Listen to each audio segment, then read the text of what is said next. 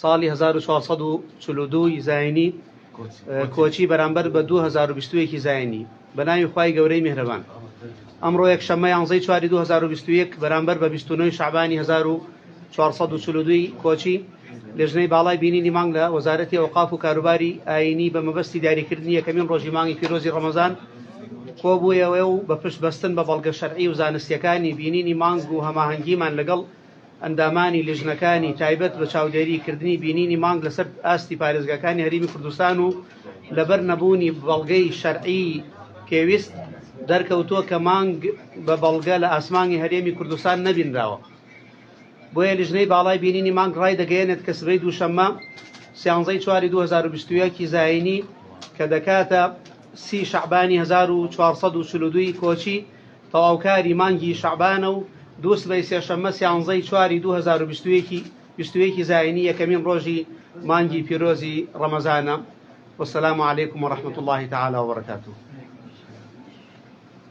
بەناوی خدای گەورە و میهرەبان، بەناوی وەزارەتی ئەوقاف و کاروباری ئاینی و یەکێتی زانایانی ئاینی لە هەرێمی کوردستان پیرۆزباییەکی زۆر گەرم لە تەواوی خەڵکی کوردستان و لە مسلمانانی خۆشەویست دەکەین بە بۆنەی مانگی ڕەمەزانی پیرۆز. داوا لە خدای گەورە دەکەین کە ڕۆژوو و نوێژ و تاعاتی هەموو مسلمانان لە مانگی ڕەمەزان قبول بکات و ئینشاءڵڵا ئەو مانگە بە خێر و بەرەکەت لە بۆ خەڵکی کوردستان دەگەڕێتەوە.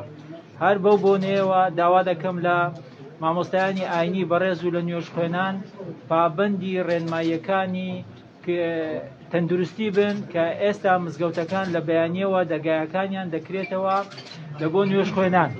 بێگومان هەمومان دەزانین کە ڤایرۆسی کۆڕۆنا ئەو ڕۆپەتایەکی ترسناکە لەسەر تەندروستی هەموو جیهاندا، لەسەر ژیانی هاوڵاتیاندا. بۆیە تکا دەکەم و ڕەجا دەکەم لە هەموو نوێژ خوێنان و بە تایبەتی لە مامۆستایانی ئاینی بەڕێز پابەندی ڕێنماییەکانی تەندروستی بن بۆ ئەوەی چیتر ئەزیزەکانمان لەمە زیاتر لەدەست نەدەین، بۆ ئەوەی نەخۆشخانەکانمان لەوە زیاتر نەخۆشەکانی تیادا نەخەوێتن. بە پابەندبوونمان بە ڕێنماییەکانی تەندروستی دەرگای مزگەوتەکانمان بەردەوام واڵا دەبن و ئینشاءڵڵا مانگی ڕەمەزان هەمومان نزا دەکەین پێکەوە بۆ ئەوەی ئەو نەخۆشیەش دوور بیتن لە هەموو ئینسانیەت و بە تایبەتی لە خەڵکی هەرێمی کوردستان. سوپاسی لیژنەی باڵای بەرەنگاربوونەوەی ڤایرۆسی کۆڕۆناش دەکەین کە بەڕاستی تەقدیریان بۆ مانگی پیرۆزی ڕەمەزان هەبوو و بڕیاریاندا بۆ ئەوەی کە دەرگای مزگەوتەکان ببێتەوە. دووبارە پیرۆزباییەکی زۆر گەرم لە هەموو خەڵکی کوردستان دەکەین بەو هیوایی کە بە خێر و سەلامەتی بۆ هەموو لایەک بگەڕێتەوە. زۆر بەخێر بێت. سێنم لە تۆڕی هاوڵێژیان دوو پرسیارم هەیە. پرسیارەکە دەبارەی داخستنی دەرگای مزگەوتەکان لە ماوە ڕابردووە هاوڵاتیان بەردەوام گەیان یەکەم شوێن دادەخرا دەرگای مزگەوتەکان بوو بەڕووی نوێژ خوێنان دادەخرا.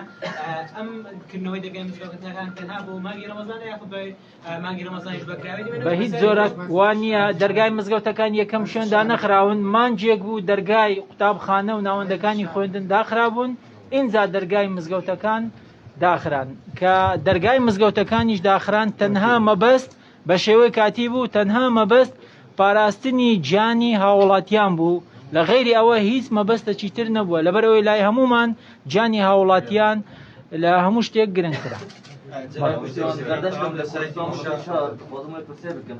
بریاڕەوەدا چەندین پرس هاتنە و پێویستە ئەو کەسێک زبادن بچن ناو مزگەفتێن نمێژ بکەن پێویستە پابەندی ڕێنمایان بکەن. ئەوێن کو پابەند نەبن داواکۆریەوەش بووان چییە سزا چاوە بن ئیجرات چاوانە. ئەگەر بمانەوێت دەرگای مزگەوتەکان واڵا بن پێویستە ئیلتیزام بە تەواوی ئەو ڕێنمایانە بکەین کە وەزارەتی تەندروستی و وەزارەتی ئەوقاف و کاروباری ئاینی دەریان کردووە. ئەو خاڵانەش زۆرم بۆیە من نامەوێت ئێستا لێرە باسی کەم، بەڵام لە ڕاگەیاندنەکان و لە وێبسایتی وەزارەتی ئەوقاف لە پێیجی وەزارەتی ئەوقاف بڵاو کراونێتەوە. جەنابی وەزیر پرسیارێکمە ئەویش لەسەر ئەوەی کە لە ڕەمەزانان خەڵک دوای عەسران دەچێتە مزگەوت تا دەنیشن و تار دەدرێتن. ئەوە بە هیچ جۆرێک ڕێگە پێنەدراوە دوای عەسران وەعز و ئامۆژگاری لە مزگەوتەکان هەبێت. پرسیارەکەی تر ئەوەیە ئەو شوێنانە مزگەوتەکانی نێو بازاڕ بە تایبەتی خەڵک دوای نیوەڕۆیان دەچێتە ئەوێ بۆ ئیسراحەتکردن. دەرگای مزگەوتەکان دەخرێت یان تەنها لە کاتی بانگدان دەرگاکان دەکرێت؟ دەرگای مزگەوتەکانی ناوشار بێگومان دەکرێتەوە. وا من دەمەوە ڕابگەینم تەنها مزگەوتەکان نەکراونێتەوە هەموو شوێنە ئاینەکان لە بەیانیەوە دەکرێنەوە هەموو شوێنە ئاینەکان لە بەیانیەوە دەکرێنەوە